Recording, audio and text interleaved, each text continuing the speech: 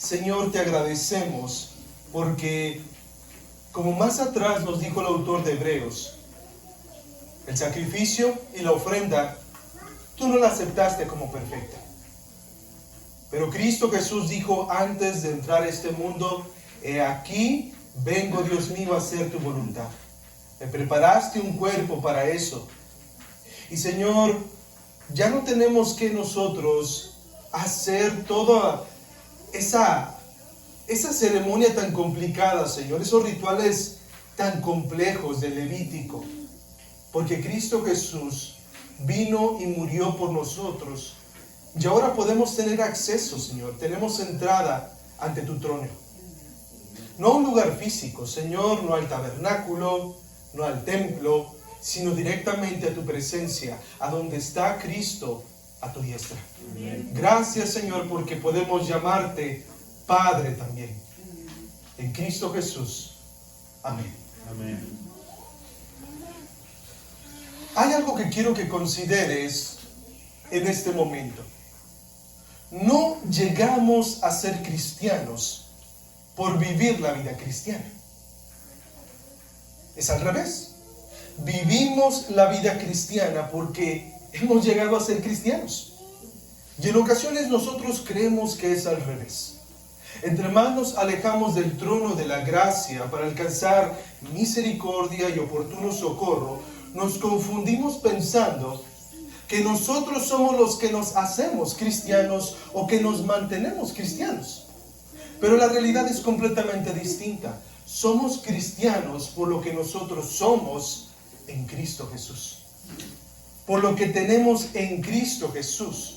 Eso es lo que nos dice el autor de los Hebreos. Llegamos a ser cristianos por lo que tenemos en Cristo Jesús. Y si te fijas en el capítulo 10, en el verso 11 dice así: ¿qué es lo que tenemos en Cristo Jesús? Tenemos confianza para entrar al lugar santísimo por la sangre de Jesús, por un camino nuevo y vivo que Él inauguró para nosotros por medio del velo, es decir, su carne. Y el verso 21 dice: tenemos también que un gran sacerdote sobre la casa de Dios. Estas son dos cosas que nosotros tenemos en Cristo Jesús. Tenemos un acceso por dos cosas, por dos razones. Tenemos un acceso porque Cristo es el gran y perfecto sacrificio una vez y para siempre. Pero también tenemos ese acceso porque Cristo mismo es el gran sumo sacerdote que intercede por nosotros para siempre. Eso es lo que nosotros tenemos. Ahora, probablemente tú te quedas pensando: ¿qué son estas referencias al lugar santísimo? ¿Qué son estas referencias al gran y sumo sacerdote? Y está bien, ¿sabes por qué? Porque por esta razón esta carta se llama Hebreos, o se le llama así, porque fue escrita a un grupo de creyentes, a una iglesia compuesta por estos judíos. Eran judíos cristianos que necesitaban escuchar el mensaje del Evangelio. Y ellos por miles de años estaban sumamente familiarizados con estos conceptos: el templo, los sacrificios, el lugar santísimo. Pero nosotros no estamos tan familiarizados. Pero para resumírtelo en una sola cosa, hablar del lugar santísimo, hablar de tener acceso a ese lugar, se refiere a una cosa: es entrar a la presencia del Señor. Es entrar a la presencia del Señor. Si tú lees después en casa el capítulo 8 de Hebreos, el verso 1, el autor dice: el punto principal de lo que hemos venido diciendo es: tenemos tal sumo sacerdote. La razón por la cual se escribió esta carta de Hebreos, este libro que tenemos delante de nosotros, es para recordarnos una gran verdad. Nosotros, todos los creyentes, tenemos ahora acceso directo a Dios y podemos acercarnos a Dios mismo. Siempre en el Antiguo Testamento se necesitaba de un mediador. El Señor instituye el sacerdocio, pero cuando llegamos a Cristo Jesús, Él rompe el velo y a través de Él todos los creyentes tenemos acceso al Padre. Él es el gran sumo sacerdote, pero nosotros a través de Cristo Jesús tenemos un acceso ilimitado ante la presencia del Señor. Ahora bien, para el autor de los Hebreos, lo que tenemos por Cristo no solo se trata de cómo llegamos a ser cristianos, no, sino de cómo vivir la vida cristiana misma. Todos los autores de la palabra de Dios están interesados en que sepamos estas dos cosas: lo que nosotros tenemos por lo que Cristo hizo y hace por nosotros, pero al mismo tiempo también quiere que nosotros entendamos lo que tenemos que hacer nosotros los cristianos por lo que Cristo hizo y hace por nosotros en la actualidad. Eso es lo que el autor de Hebreos quiere que tú y yo entendamos actualmente. Su propósito es que nosotros podamos no solo entender qué posición tenemos en Cristo, sino cómo debemos de vivir a la luz de que nosotros ya somos cristianos. Esa es la parte más interesante para nosotros en ese sentido. Ahora, ¿cómo comienza el verso 19? Las primeras dos palabras dicen así: entonces, ¿qué? Hermanos. Cuando tú escuchas un entonces, o cuando tú usas un entonces, está llegando a una conclusión, ¿verdad? Entonces, hermanos. Lo que está haciendo el autor de Hebreos aquí está diciendo, en base a todo lo que les he dicho, entonces, y luego viene esta palabra, este adjetivo que es hermanos. Es la forma más común en el Nuevo Testamento para referirse a los cristianos. Cristiano solamente aparece 3 veces, pero hermanos es la que más aparece en todo el Nuevo Testamento. Ahora, ¿por qué es relevante detenernos aquí cuando el autor de los Hebreos utiliza la palabra hermanos? Normalmente utilizamos esta palabra con mucha ligereza, ¿no? Nos referimos unos a otros hermano, hermana, incluso algunos que son norteamericanos aquí en la frontera dicen brother, ¿verdad? Entonces, es una palabra bastante común que se utiliza para referirnos unos con otros. Pero ¿por qué es importante en Hebreos? ¿Por qué debe de hacer mucho ruido cuando escuchamos esto nosotros? Acompáñame a Hebreos, capítulo 2, versículo 11.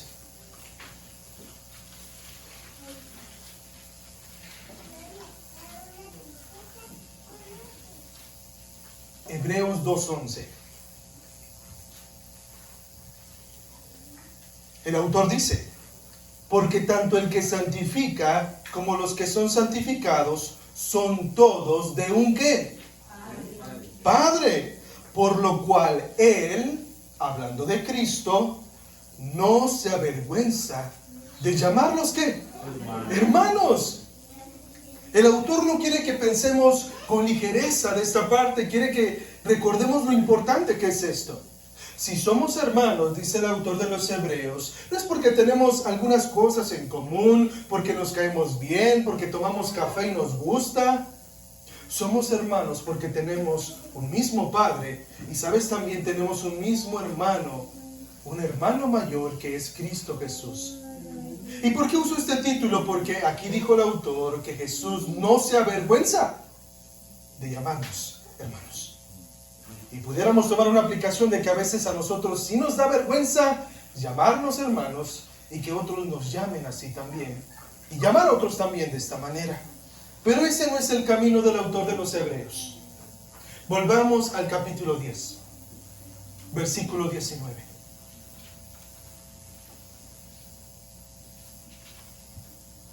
El autor dice, entonces, ¿qué dice ahí? Hermanos. Una vez más, entonces, hermanos, puesto que tenemos confianza para entrar al lugar santísimo, por la sangre de Jesús, por un camino nuevo y vivo que Él inauguró para nosotros, por medio del velo, es decir, su carne, y puesto que tenemos un gran sacerdote sobre la casa de Dios, y va a decir algo a continuación. Y eso es lo que vamos a estudiar en esta tarde. En base a todo lo que tenemos por Cristo, por lo que Él hizo y hace, nosotros tenemos que hacer algunas cosas. O a lo mejor si ya tienes un tiempo en tu vida cristiana, dirías muchas cosas. Muchas cosas que tenemos que hacer. Tanto así tenemos que ser los cristianos, que tenemos 66 libros en las Escrituras. Eso es lo que tenemos que hacer. Pero nuestro enfoque estará en los versículos 22 al 25 de esta carta. Hay 3 cosas que los cristianos tenemos que hacer por lo que Cristo hizo y hace por nosotros. Y en esta tarde veremos la primera de ellas. Escucha, de esto va a tratar el mensaje. Los cristianos tenemos que aprovechar apropiadamente nuestro acceso a la presencia de Dios. Los cristianos tenemos, es una obligación. En la escuela de vida hablábamos acerca de las obligaciones cristianas. Esta es una obligación cristiana. Los cristianos tenemos que aprovechar nuestro acceso a la presencia de Dios. Ven conmigo al versículo 22. Los versos 19 al 21 es como una presa que está a punto de reventarse, con tanta enseñanza de lo que tenemos en Cristo Jesús. Y el verso 22 abre la compuerta de esa presa de bendiciones espirituales, y lo primero que nos dice, la primera palabra es ¿cuál? Acerquémonos, acerquémonos. Y debido a cómo la usa el autor de los Hebreos, sabemos que trata de acercarnos a Dios. No simplemente acercarnos entre nosotros, sino es una invitación y una orden de acercarnos a Dios mismo. A Dios mismo. ¿Cómo lo sabemos?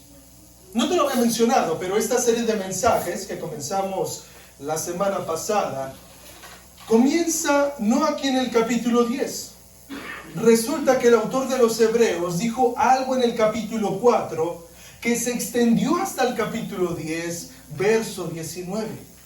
¿Qué fue lo que dijo el autor en el capítulo 4? Acompáñame ahí.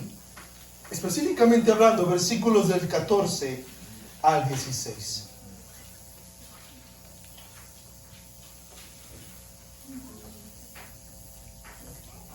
Hebreos 4, del 14 al 16. Dice así: teniendo pues un gran sumo sacerdote que trascendió los cielos, Jesús, el Hijo de Dios, que dice: retengamos nuestra fe, porque no tenemos un sumo sacerdote que no pueda compadecerse de nuestras flaquezas, sino uno que ha sido tentado en todo como nosotros, pero sin pecado. Por tanto, ¿qué dice después? Con confianza al trono de la gracia, para que recibamos misericordia y hallemos gracia para la ayuda oportuna. ¿Qué dice la primera palabra del capítulo 5? ¿Cuál es la primera palabra del versículo 1, capítulo 5?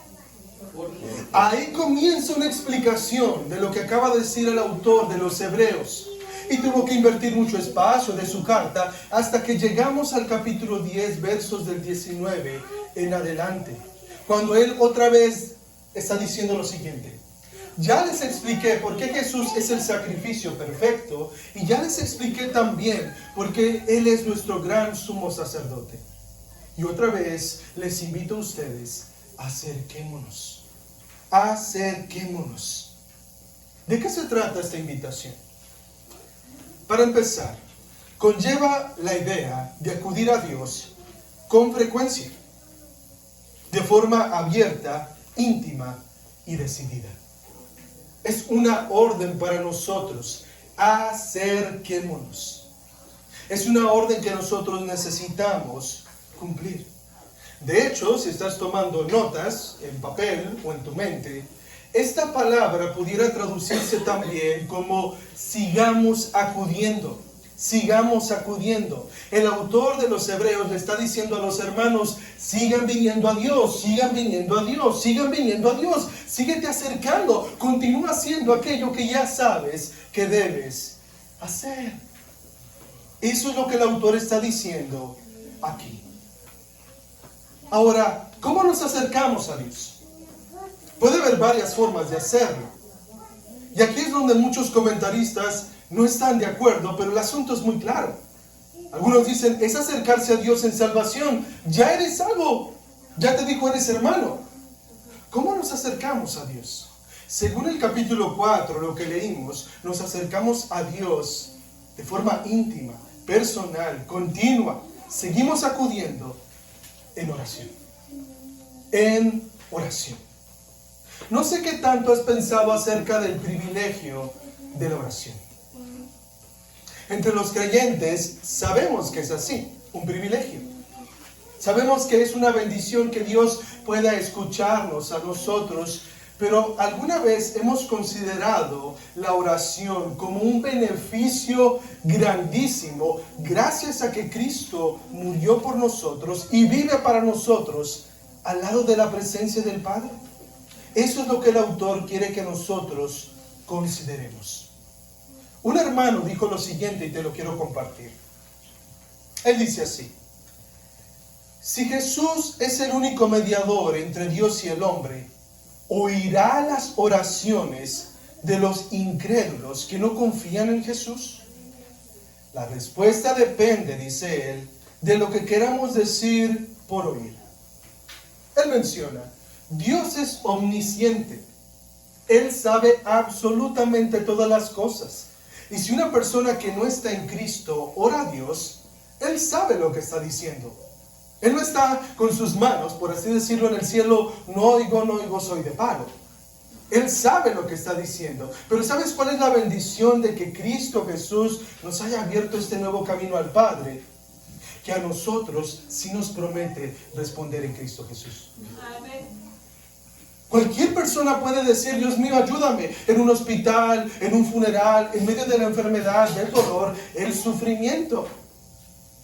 Pero el Padre solo a sus hijos promete escuchar y atender su ruego. Puede atender al no creyente, pero Él solo ha prometido hacerlo con Cristo Jesús.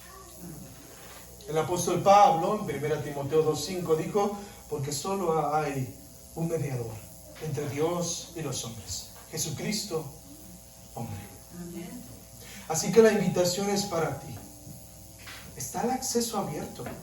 Y si todavía no has venido a Cristo Jesús, ven a Cristo Jesús, y así vas a poder recibir la bendición de no solo que el Padre te escuche, sino estar ante su presencia para siempre. Eso es lo que nos enseña a nosotros. Sin embargo, otra vez ahí está el mandamiento. Dice, acerquémonos. Es una invitación, acerquémonos. Pero, ¿qué pasa aquí? Es tan cierto como ha sido siempre que hay un camino prescrito para acercarnos a Dios. Hay un camino prescrito para acercarnos a nuestro Dios. ¿A qué me refiero con esto? Creo que todos nosotros podemos recordar brevemente lo que fue la lectura de Levítico capítulo 16, ¿verdad? Es algo que no podemos memorizar del todo porque es tanta información, son tantos datos, son tantos elementos, son tantos rituales, que lo único que podemos decir es algo bastante complicado. Pero fíjate lo que dice el autor de los Hebreos después, 10:22 de Hebreos. Justo después de lo primero que dice, él dice así, acerquémonos, y luego aparece una pequeña palabra. ¿Cuál? Con, dice, acerquémonos con.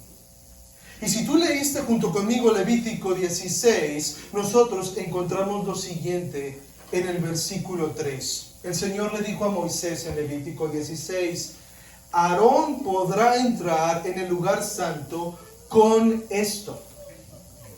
Con esto. Él no podía entrar de forma confianzuda al lugar santísimo. Había algo muy complicado que hacer. muy, muy difícil. De hecho, si tú te pones a analizar Levítico 16, son 15 actividades distintas. Que se lavaba, que se vestía, que traía, que mataba, que lavaba. Eran 15 actividades distintas, sumamente difíciles. Y pudieras decir tú en la actualidad, bueno, gracias a Dios que ya no tenemos que hacer sacrificios. Gracias a Dios que ya no tenemos que hacer eso, esperar eso, que ya no tenemos un sumo sacerdote que hace esas cosas. Pero alguien muy sabio dijo lo siguiente: Levítico presenta el Evangelio revestido de simbolismo. Levítico presenta el Evangelio revestido de simbolismo. ¿Qué quiere decir esto? Nosotros podemos voltear al pasado, a las personas en el Levítico, y decir, pobrecitos de ellos, porque tenían muchas cosas difíciles que hacer. Pero sabes, las acciones de ellos, aunque eran muy complicadas, no se comparan con lo que se exige a nosotros en cuanto a las acciones y actitudes también. Nuestras actitudes son demandadas en la actualidad. Desde que viene el Mesías, en su sermón del monte, una de las frases más comunes es: oísteis que fue dicho, pero yo os digo. Por ejemplo, Jesús dice: oísteis que fue dicho, no matarás. Y probablemente entre algunos de nosotros aquí, o todos aquí, ninguno hemos matado a ninguna persona, gracias al Señor. Pero Jesús aumenta todo esto y dice, no solo es la acción, es la actitud. ¿Te has enojado con tu hermano? ¿Has ofendido a tu hermano? ¿Has visto mal a tu hermano? Tú eres un asesino. Es lo que el autor de Hebreos dice aquí. Sí, es cierto, ya no hay tanta el aroma, la peste de la sangre, animales muertos, el agua, la vestimenta, los rituales. Ya no hay eso. Pero todavía hay que enfocarnos en cosas desde el corazón. Desde el corazón. Y honestamente, y ese es el punto, al ser humano le encanta la religión. Porque la religión te dice, haz esto, esto y esto, y ya lo hiciste. Pero Dios no dice eso. Yo ya hice todo por ti, pero yo lo que estoy pidiendo de ti no solo son acciones externas, sino actitudes internas. Que tu actitud y tu acción vayan a la par. Que lo que tú sientes, piensas, concuerda con lo que tú haces. Por eso nosotros nos encontramos con algo muy sorprendente aquí. Pudiéramos llegar a pensar que nuestro Dios es menos santo en el Nuevo Testamento. Pero como dice Hebreos 13 también, nuestro Señor es el mismo hoy, ayer y por los siglos, por siempre. Él no cambia. Él no cambia. Él sigue siendo santo y por eso nos dice cómo debemos de acercarnos. ¿Cómo nos debemos de acercar? Verso 22. Acerquémonos con, ¿qué dice? Corazón sincero. Corazón sincero. Y la verdad es que corazón es una frase muy común. Estamos por entrar ya al 14 de febrero, ¿verdad? Que es por lo que más se distingue este mes. Gastar, corazones, el color rojo. Gracias a Dios por las sillas que tenemos, ya no vamos a gastar en andar adornando. Pero el corazón, aunque pensamos que lo conocemos del todo, debemos de volver a pensar en lo que es eso. Sabemos que normalmente el Nuevo Testamento no habla del corazón como un órgano físico. No se refiere a eso. Sabemos que habla del ser interior. Todo lo que tú eres por dentro. Todo lo que tú eres espiritualmente hablando. Tu alma, tu espíritu. Ese es el corazón. Involucra tu voluntad, tu mente, tus deseos. Pero hay algo muy curioso. El autor de los Hebreos ha venido utilizando el concepto del corazón de una forma muy particular y debemos saber de qué se trata. Acompáñame por favor a Hebreos 4. Hebreos 4, versículo 12.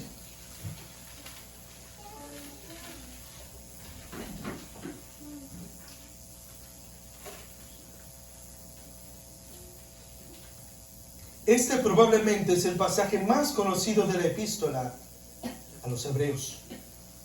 Hebreos 4, 12 y 13 dice así: porque la palabra de Dios es viva y eficaz, y más cortante que cualquier espada de dos filos. Penetra hasta la división del alma y del espíritu, de las coyunturas y los tuétanos, y es poderosa para discernir los pensamientos y las intenciones del ¿qué? El corazón. ¿Qué significa esto? No te preocupes, el versículo 13 lo explica. ¿Qué quiere decir esto? Que no hay cosa creada oculta a su vista, sino que todas las cosas están al descubierto y desnudas ante los ojos de aquel a quien tenemos que dar cuenta.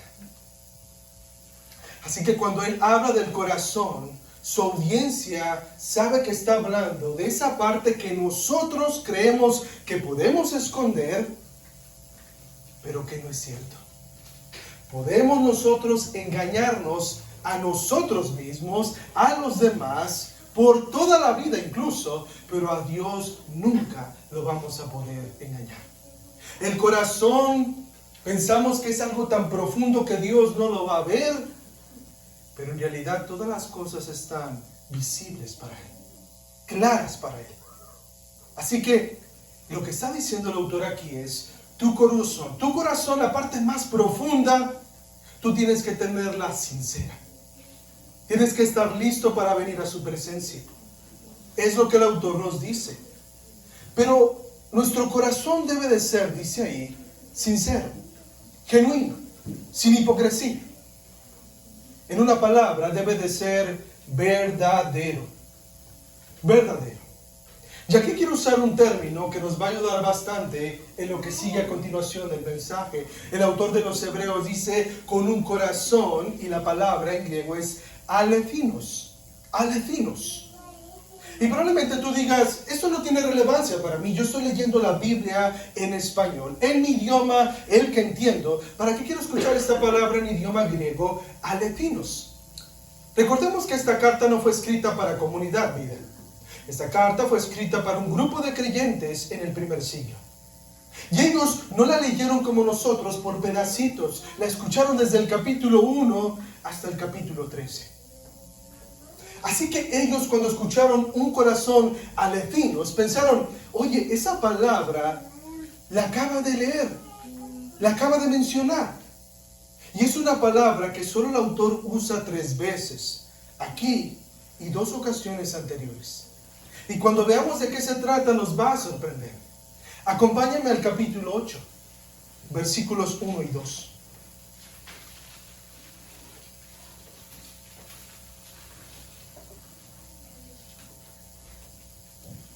El autor dice: ahora bien, el punto principal de lo que se ha dicho es este: tenemos tal sumo sacerdote que se ha sentado a la diestra del trono de la majestad en los cielos, como ministro del santuario y del tabernáculo. ¿Qué palabra aparece a continuación? Alethinos. Tabernáculo verdadero. Y después complementa esto diciendo que el Señor eligió, no el hombre. Ahora avanza conmigo hasta el capítulo 9, verso 24.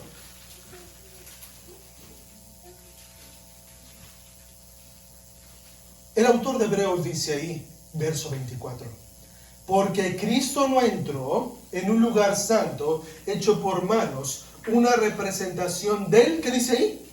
Verdadero, alethinos, sino en el cielo mismo, para presentarse ahora en la presencia de Dios por nosotros.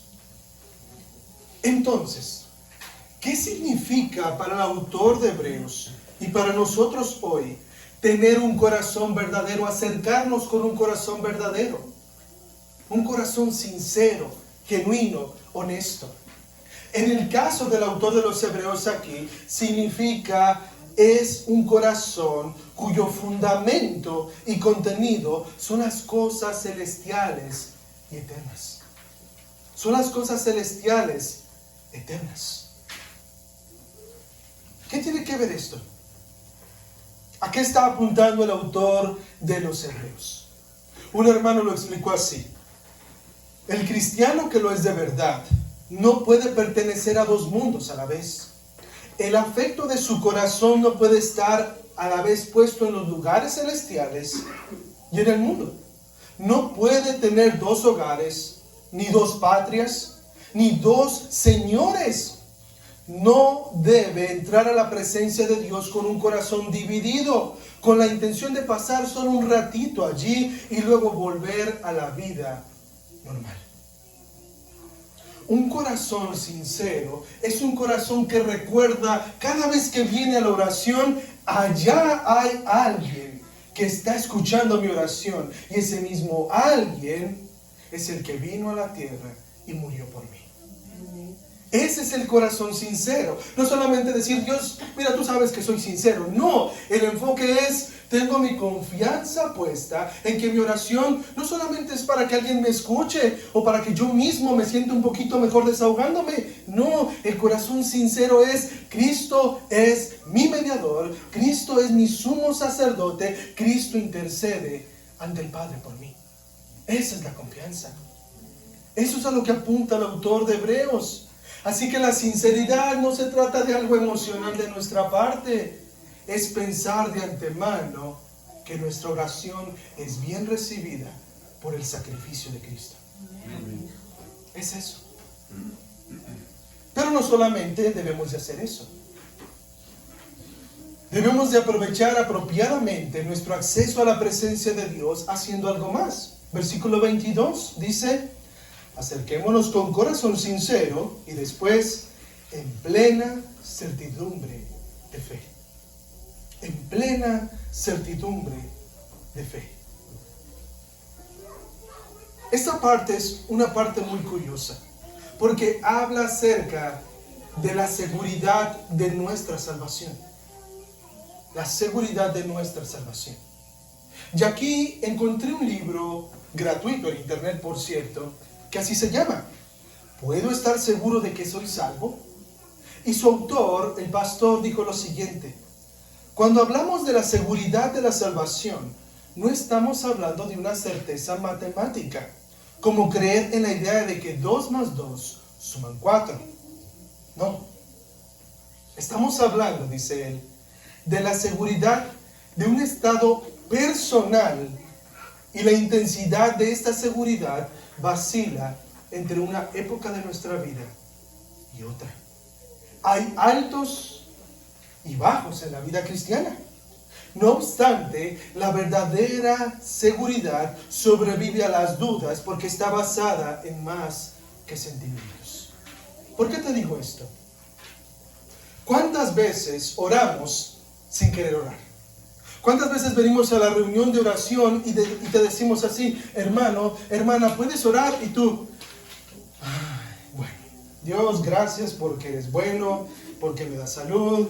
Te pido por esta hermana que siempre pide lo mismo, pero otra vez estamos aquí. Amén. O a veces venimos todo lo contrario: hermano, deme 10 peticiones para llevar. Amén. ¿Por qué pasa esto? Cuando hablamos de la seguridad de la salvación, en este caso, se refiere a cómo nosotros a veces nos percibimos. Dependiendo de qué estamos viviendo, si estamos obedeciendo a Dios o no. De eso depende mucho. A veces venimos más seguros y a veces venimos menos seguros. El autor de Hebreos no está apuntando a cómo tú te sientes, ¿ok? Porque si así fuera, si la relación con nuestro Dios dependiera de nosotros, no habría relación alguna. Porque si somos honestos, no siempre venimos con la mejor actitud. De hecho, a veces ni siquiera venimos a su presencia. Lo que el autor de Hebreos está diciendo es lo que un hermano puso en estas palabras. Se refiere a la plena satisfacción del alma y de nuestra conciencia en la realidad y la eficacia del sacerdocio de Cristo para darnos aceptación ante Dios. ¿Por qué venimos a orar? Está diciendo el autor de los Hebreos. Primero, porque sabemos que hay alguien intercediendo por nosotros. Y en segundo lugar, porque a pesar de que como yo me sienta, hay una certeza, la crea siempre o no, hay una seguridad de parte de Dios para conmigo. De parte de Él hacia nosotros, siempre el camino está abierto, listo, allanado, preparado. El problema somos nosotros. Y el autor de los Hebreos lo sabe y por eso dice, independientemente de cómo tú te sientas, ten esta certeza, esta certidumbre en la fe. El camino está abierto. Y eso es algo hermoso, porque a veces creemos que Dios es como nosotros. Cuando alguien nos está contando algo, o nosotros le estamos contando algo a alguien, más bien, esa persona pareciera no tener interés en eso. ¿Cuántas veces nos ha pasado? Le estamos contando algo tristes, enojados, emocionados, y alguien, mira, fíjate, qué interesante. Dios no es así. Incluso cuando venimos de inicio con no la mejor actitud, no la mejor certeza, incluso hasta con cierta incredulidad, está oyendo y en el proceso nos va transformando. La oración no se trata de repetir palabras para que nosotros nos sintamos más tranquilos porque expresamos algo. La oración tiene que ver con esta seguridad de que a pesar de que yo soy un pecador y de que no siempre vengo bien a su presencia, Él oye. Amén. No por mí, sino por Cristo. Amén. ¿Cómo termina el verso 22? El autor dice, teniendo nuestro corazón purificado de mala conciencia y nuestro cuerpo lavado con agua pura. Y qué bueno que leímos los 34 versículos del Levítico. ¿Sabes por qué? Porque algo que vimos constantemente es que el sumo sacerdote tenía que lavar su cuerpo con el agua y utilizar la sangre. Esa palabra que aparece aquí como purificado, es mejor traducirla como rociado. Y se traduce como purificado porque cuando el sumo sacerdote rociaba con la sangre, ¿qué hacía? Purificaba. ¿Qué está diciendo el autor de los Hebreos? Una vez más, nos está llevando al tabernáculo, al templo, a imaginarnos a nosotros con la misma seguridad que tenía el sumo sacerdote. Ya se lavó con agua, puede entrar a la presencia de Dios. Ya se purificó con la sangre, puede entrar a la presencia de Dios. Lo que nos está diciendo a nosotros es, no tuvimos que vivir todo ese proceso complicado. Cristo con su sangre hizo esto por nosotros, nos dejó listos para entrar a su presencia. Amén. Listos para entrar a su presencia. Y esa es la parte que quiero que te apliques muy bien a tu vida. Yo sé que probablemente no te encuentres en tu mejor estado espiritual, pero sabes, si estás en Cristo, tienes una vida espiritual. Probablemente no es la óptima, pero al final de cuentas, ¿sabes qué? Tienes un corazón en Cristo Jesús, has sido lavado en agua, has sido rociado con la sangre, y eso debe de darte certeza de venir en Cristo Jesús, de que no te va a pasar lo que le pasó a Nadab y a Abiú, de que tú sí vas a poder vivir gracias a Cristo Jesús. Así que de inicio, los cristianos tenemos que aprovechar apropiadamente nuestro acceso a la presencia de Dios. Y tenemos este acceso por lo que tenemos por Cristo. Corazón sincero, plena certidumbre de fe, nuestro corazón purificado de mala conciencia y nuestro cuerpo lavado con agua pura. ¿Qué significa esto? Cuando tú quieras entrar a la presencia de Dios, lo puedes hacer. El sacerdote en el Antiguo Testamento entraba una vez al año. Gracias a Cristo Jesús y su sacrificio, nosotros podemos tener entrada para siempre. Para siempre. Quiero terminar este tiempo compartiéndote una historia. Hay un hermano llamado William MacDonald, y este hermano es un gran comentarista bíblico. Escribió más de 80 libros que han servido al pueblo de Dios, y él cuenta una vez esta historia. Él dice que cuando recién se convirtió a Cristo Jesús, él escuchaba que los hermanos citaban 2 Corintios 5:17, el cual dice, de modo que si alguno está en Cristo, nueva criatura es. Las cosas viejas pasaron y aquí todas son hechas nuevas.